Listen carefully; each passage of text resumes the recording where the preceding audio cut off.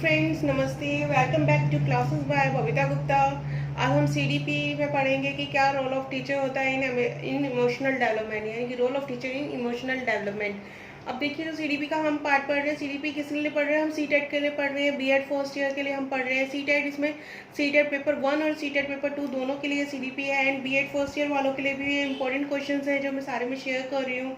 तो ये कुल मिला के बहुत ही ज़्यादा इंपॉर्टेंट पार्ट्स है जो हम पढ़ रहे हैं, क्योंकि एक बच्चे को आप तभी समझ सकते हैं जब आप उसके डिफरेंट एस्पेक्ट्स को समझ पाएंगे। जब आप एस्पेक्ट्स को ही नहीं समझ पाएंगे तो आप किस तरीके से बच्चे को काम करवा पाएंगे, किस तरीके से उसकी फीलिंग समझेंगे, किस तरीके से उसका इंटेलेक्चुअल लेवल समझेंगे, तो वो सारा कुछ बहुत ज़रूरी होता है। इसीलिए हमने सबसे पहले हमने स्टेजेस की बात की थी, हमने ग्रोथ एंड डेवलपमेंट की बात की थी। इसके बाद में हमने बच्चे का फिजिकल डेवलपमेंट किस तरीके से होता है, इंटेलेक्चुअल डेवलपमेंट किस तरीके से होता है वो शेयर किया था। और हमने फिर इमोशनल डेवलपमेंट क्या होता है वो पढ़ा था। इमोशनल डेवलपमेंट इन एडोलेसेंस हमने पढ़ा।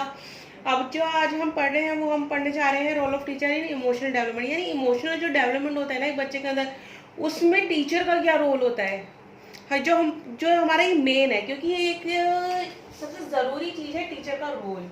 ये सब हम इसीलिए पढ़ रहे हैं। किस लिए पढ़ रहे हैं? क्योंकि हमें एजुकेशन फील्ड से हैं और हम सीटेट भी पढ़ रहे हैं, हम बीएड के फर्स्ट ईयर के बारे में भी पढ़ रहे हैं। तो क्या है, किस लिए कर रहे हैं? क्योंकि हम टीचर बनना चाहते हैं, और ये हम टीचर बनना चाहते हैं तो हमें बच्चे को समझना बहुत ज़रूरी है। तो इसलिए रोल ऑफ टीचर बहुत इंपॉर्टेंट पार्ट है ये। और वीडियो इससे पहले मैं कहूँगी, वीडियो को लाइक सब्सक्राइब ज़रूर करें, शेयर करें, ताकि आपको अगले वीडियोस भी आपको अपडेशन मिलती रहे।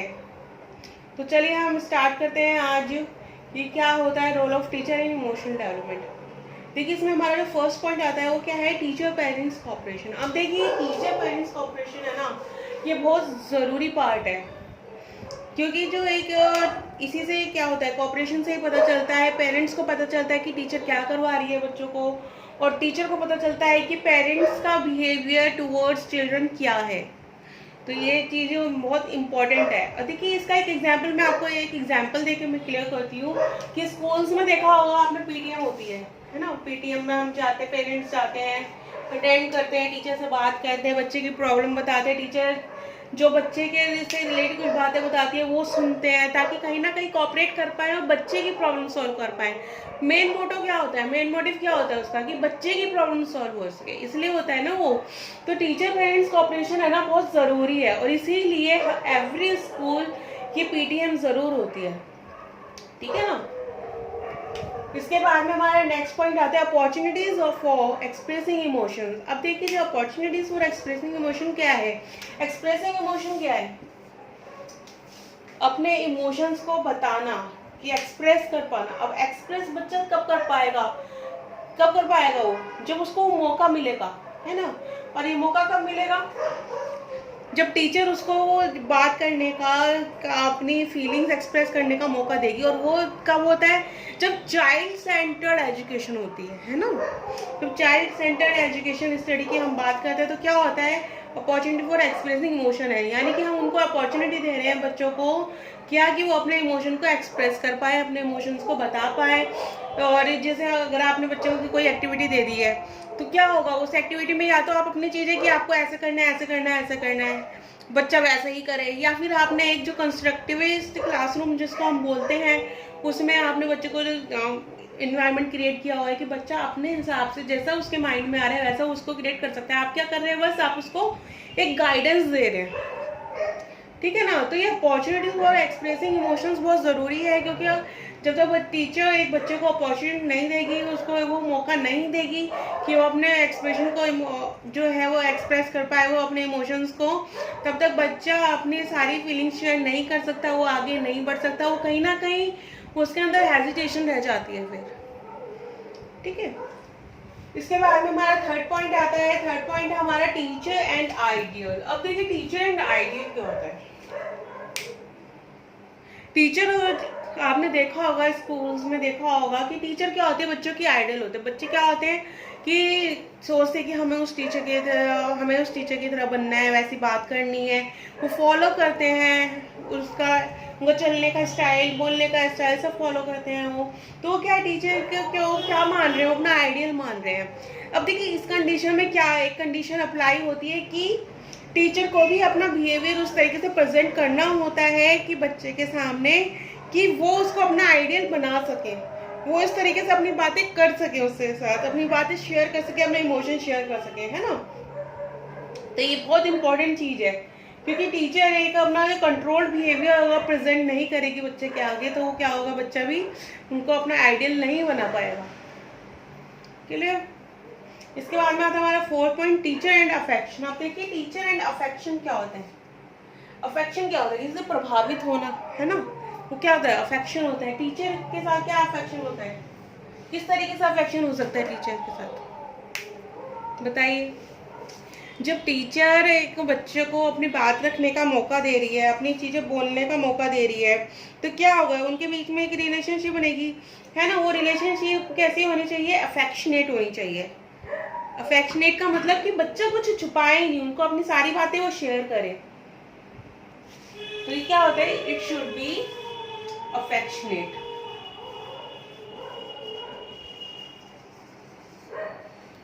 प्रभावित रूप से होनी चाहिए ये सारी चीजें। टीचर और जो स्टूडेंट का जो रिलेशन है वो क्या होना चाहिए, अफेक्शनेट रिलेशन होना चाहिए। इसके बाद में हमारा नेक्स्ट आता है इमोशन एंड लर्निंग प्रोसेस। अब देखिए जो इमोशंस है वो लर्निंग प्रोसेस से किस तरीके से जुड़े होते हैं, क्या क्या रिलेशन है इमोशन एंड लर्निंग प्रोसेस का। लर्निंग प्रोसेस क्या होता है, जो हम किसी चीज़ को जान रहे हैं, किसी चीज़ को समझ रहे हैं। लर्निंग एक ऐसी चीज़ है जो लाइफ टाइम चलती है ना।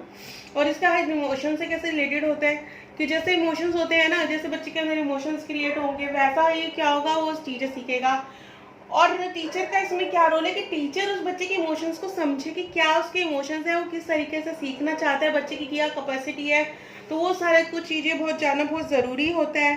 तो क्या होता है इसके जो है ना, देखिए इसको मैं एक एग्जाम्पल से आपको बताती हूँ कि एक एग्जाम्पल के थ्रू हम किस तरीके से कर सकते हैं। अब मान लीजिए एक टीचर है ना। अब टीचर स्कूल में अपनी क्लास में जा रही है, वो एक कंटेंट लिखा, उसको एक्सप्लेन करा और वो बाहर चली गई। तो क्या बच्चे ने क्या समझा, उसको कैसे पता चलेगा, नहीं पता चलेगा ना। तो इसलिए क्या है, उस टीचर को उस बच्चे के इमोशंस जानना जरूरी है, बीच बीच में फीडबैक लेना जरूरी है कि क्या समझ में आई ये चीज, क्या यहाँ पे कोई प्रॉब्लम है, क्या यहाँ पे आपको तुम्हें इसको समझने में तो कोई प्रॉब्लम नहीं है, इसको पढ़ने में तो कोई प्रॉब्लम नहीं है तुम्हें, कोई इसमें कोई दिक्कत तो नहीं है तुम्हें। तो क्या है, वो उसके इमोशंस को जान रही है। तो ये क्या हो गया, emotions and learning process attach हो गए। और टीचर का क्या रोल है इसमें कि बच्चे को समझ के उसको समझाना, है ना, उसको उसके इमोशंस को समझ के उसको समझाना, उसके लर्निंग प्रोसेस को ऑब्जर्व करना और उसकी प्रॉब्लम्स को सॉल्व करना। ठीक है। इसके बाद में हमारा नेक्स्ट पॉइंट आया teacher and health and physical development. अब देखिए जो हम क्या पढ़ रहे हैं, role of teacher in emotional development.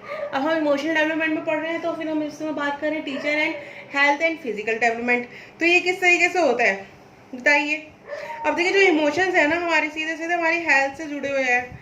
जैसे हमारी हेल्थ होती है वैसे हमारे इमोशंस होते हैं। जैसा हम फील करते हैं वैसे हमारी फिजिक्स होती है। अगर हम बीमार फील करते हैं, इलनेस हमारे अंदर होती है, तो हमारी फिजिक्स भी बहुत डल होती है, हमारी इमोशंस भी वैसे ही हो जाते हैं, हम इरिटेट फील करते हैं।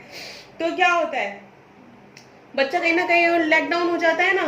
तो ऐसे में क्या है, टीचर को बच्चे की हेल्थ एंड फिजिकल को भी समझना पड़ता है कि क्या किस तरीके का उसका हेल्थ डेवलपमेंट चल रहा है, फिजिकल डेवलपमेंट चल रहा है, उसी के हिसाब से उसके इमोशंस होंगे। अगर बच्चा बहुत ज़्यादा एक्टिव है, क्रिएटिव है, हेल्दी है, तो क्या होगा, उसके इमोशंस भी बड़े वास्ट होंगे। तो ऐसे में टीचर को उसको और ज़्यादा एक्टिविटी और ज़्यादा क्रिएटिव एक्टिविटीज़ देनी होंगी, उसको समझना होगा उस इस तरीके से। वो उसको नॉर्मल एक्टिविटीज़ नहीं दे सकते, है ना नहीं तो बच्चे को इंटरेस्ट ही नहीं आएगा नॉर्मल एक्टिविटी को, तो कहेगा मैं तो ये ऐसे कर लूँगा।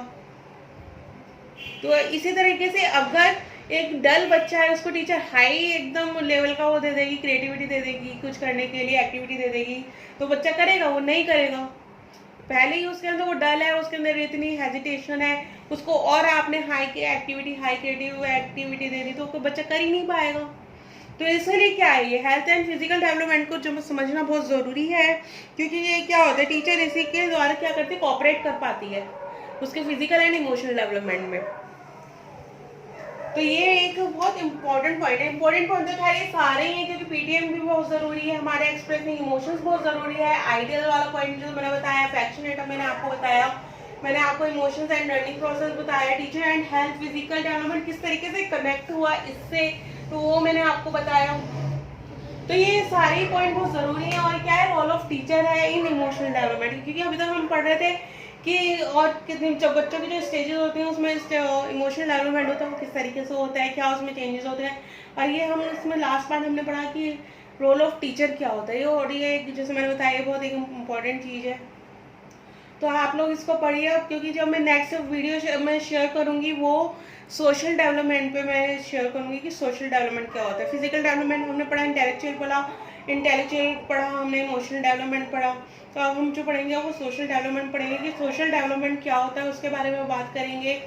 तो मिलते हैं नेक्स्ट वीडियो में। वीडियो को लाइक सब्सक्राइब जरूर करें, इसको पढ़ें समझिए। अगर इससे रिलेटेड कोई भी प्रॉब्लम आती है तो कमेंट बॉक्स में ज़रूर लिखें। देखिए ये जो मैं आपको एक्सप्लेन कर रही हूँ ना, इंग्लिश में कंटेंट लिखा हुआ है, बट मैं जो एक्सप्लेन कर रही हूँ क्या है, बाइलिंगुअल आपको एक्सपीरियंस कर रही हूँ। ये सारा एक्सप्रेस मैं आपको हिंदी में भी कर रही हूँ और इंग्लिश में भी कर रही हूँ। इंग्लिश में तो ये ऑलरेडी लिखा हुआ है, तो जो बच्चे हिंदी मीडियम है ना वो भी इसको इजीली कर सकते हैं, इजीली समझ सकते हैं। और अगर फिर भी उनको कोई प्रॉब्लम आती है तो कमेंट बॉक्स में लिख सकते हैं, ठीक है। तो मिलते हैं नेक्स्ट वीडियो में, और फिर से कहूँगी कि वीडियो को सब्सक्राइब ज़रूर करें, लाइक ज़रूर करें। थैंक यू, धन्यवाद।